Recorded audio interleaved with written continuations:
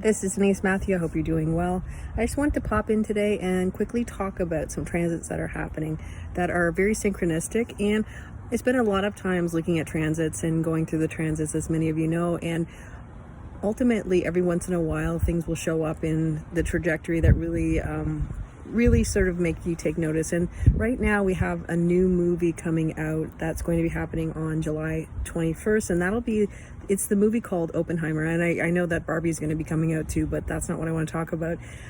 But what I wanted to mention was that Oppenheimer was, again, I don't know a lot of the history. I do know just a little bit of this and that I've read online. And he was considered, his name is Robert Oppenheimer, and this is a biopic of his life. And he was considered the father of the atomic bomb. And I think he ran the Manhattan Project. So he's had a very interesting life. And it seems as though some people who went to the movie early on found it very emotional because it really was the type of thing that did change history.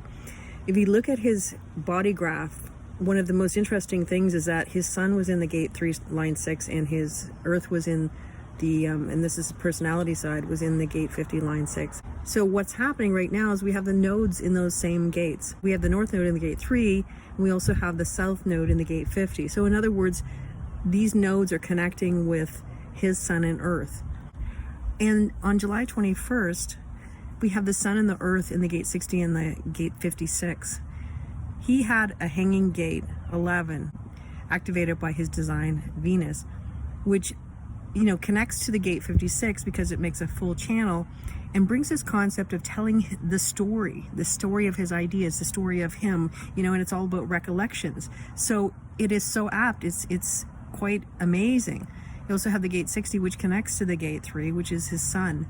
And so we have all this energy that is completely connected to his body graph, telling his story. And I know that Hollywood probably don't have anything to do with human design. I would be very surprised if they did, or astrology or anything like that. And so it was obviously divine timing. The nodes are the environment that we're living in, and this is the environment that we're going to see this type of biopic, this type of story being told. The other perspective is we have Uranus in the gate 23. And this is a gate of mutation, one of the biggest mutative energies, in the body graph. I mean, we have a ton of mutation happening right now. But the gate 23 is the gate of amorality, which really talks about the idea that, when mutation comes in, there is no morality. In other words, if AI comes in and replaces a bunch of jobs, there's no worrying about the people. It's one of those evolutionary things that just push through humanity. We don't have a lot of say when evolution is meant to happen. It's going to happen. And Uranus is connected to his personality, Mercury, in the gate 23. So you have that where this was mutative energy and really not worrying about it was I think the energy was really about doing something brand new that had never been done before, and going completely out of the box to the point where you just forget everything but your destination. That kind of is the energy it felt like. So you have all these planets in play connected to the body graph of Robert Oppenheimer, and it is so in sync that it really shows that this is a pivotal time in history that we need to be reminded about this energy for some reason. And how that plays out, I don't know, but it is talking about a mutative energy that is expanding and showing the way. I didn't even mention the other perspective is that his nodes were his personality nodes were in the gate 6 and the gate 36. We have Neptune in the gate 36, this veiling of the energy of not really knowing what was happening.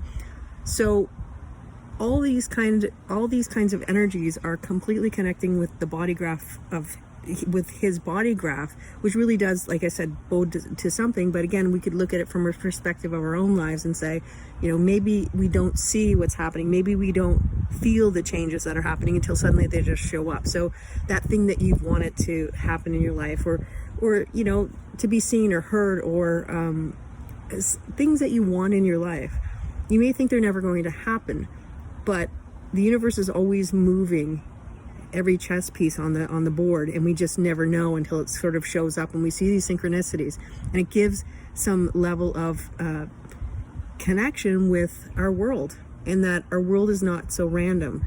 things do have a pattern, a rhyme, a reason, and they just kind of happen when they're going to happen.